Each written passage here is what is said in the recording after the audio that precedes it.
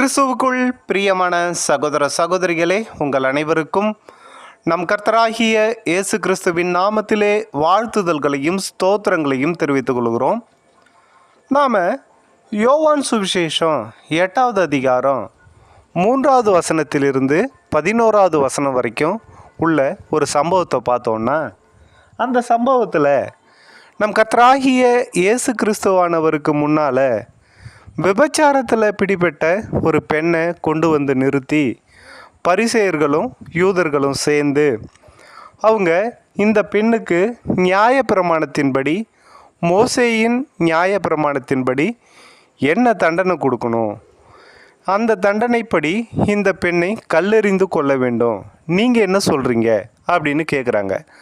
அப்போது கர்த்தராகிய இயேசு கிறிஸ்துவானவர் அவர்களுக்கு எந்த பதிலையும் சொல்லாமல் குனிந்து தரையிலே எழுதி கொண்டிருந்தார். அவர்கள் விடாமல் கேட்டுக்கொண்டே இருந்தார்கள்.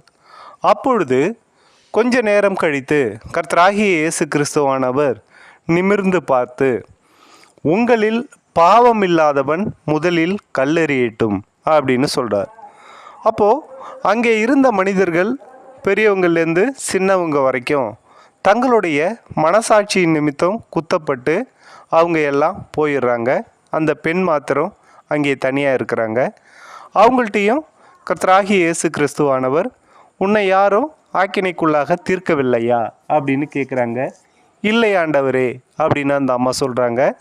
அப்போது நானும் உன்னை ஆக்கினைக்குள்ளாக தீர்க்கவில்லை, இனிமே பாவம் செய்யாதே போ அப்படின்னு அனுப்பி விட்டுறாரு.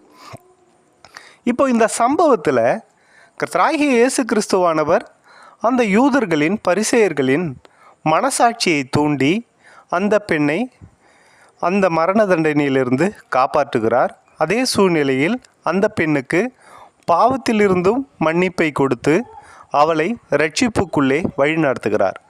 ஆனால் இந்த நிகழ்ச்சியிலே முக்கியமாக நிறைய போதகர்கள் நம் கர்த்தராகிய இயேசு கிறிஸ்துவானவர் அந்த பெண்ணை குறித்து அவளுக்கு என்ன தீர்ப்பு கொடுக்க வேண்டும் என்று யூதர்கள் விசாரித்த போது, கிறிஸ்துவானவர் கீழே குனிந்து தரையிலே எழுதினார் என்று வேதம் சொல்கிறது.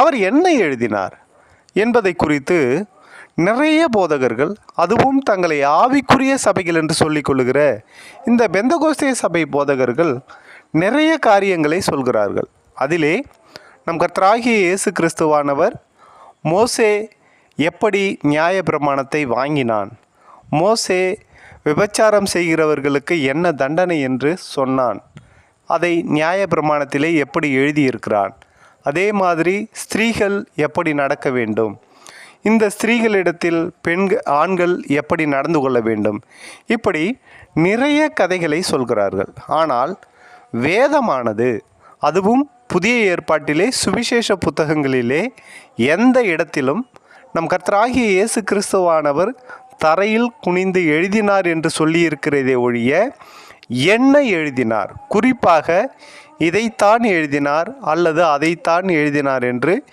எந்த இடத்திலும் சொல்லவில்லை.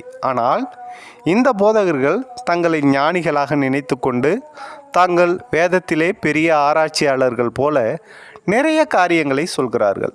ஆனால் வேதமானது அதை குறித்து எதுவும் சொல்லவில்லை. ஆனாலும் வேதத்திலே சில காரியங்கள் மறைபொருளாக இருப்பதை வேதத்தின் பார்வை கொண்டே ஆராயும் போது நிறைய காரியங்கள் நமக்கு வெளிப்படும். ஆனால் இந்த வேத வசனத்தில் இந்த காரியத்தில் எந்த விதமான காரியமும் உள்ளடங்கி இல்லாமல் இருக்கும் பொழுதே இந்த போதகர்கள் இப்படி நிறைய கதைகளை சொல்கிறார்கள். ஆனால் இவர்களுக்கெல்லாம் வேதம் இன்னும் ஒரு காரியத்தை சொல்கிறது. 1 கொரிந்தியர் நிருபம் 4வது அதிகாரம் 6வது வசனத்திலே, சகோதரரே, எழுதப்பட்டதற்கு மிஞ்சி என்ன வேண்டாம் என்று உங்களுக்கு நாங்கள் சொல்லுகிறோம் அப்படின்னு பவுல் அப்போஸ்தலன் ஒரு நிருபத்தில் தெளிவாக எழுதியிருக்கிறார். 1 கொரிந்தியர் நிருபத்தில்.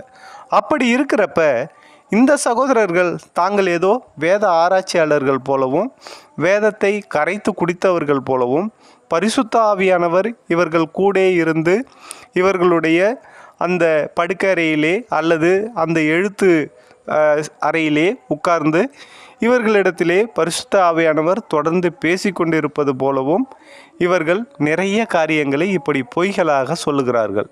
வேதத்திலே சில காரியங்கள் நமக்கு வெளிப்படலாம், சில காரியங்கள் நமக்கு மறைத்தே வைக்கப்பட்டிருக்கலாம். இப்போது நம் கர்த்தராகிய இயேசு கிறிஸ்துவானவர் எப்பொழுது வருவார்?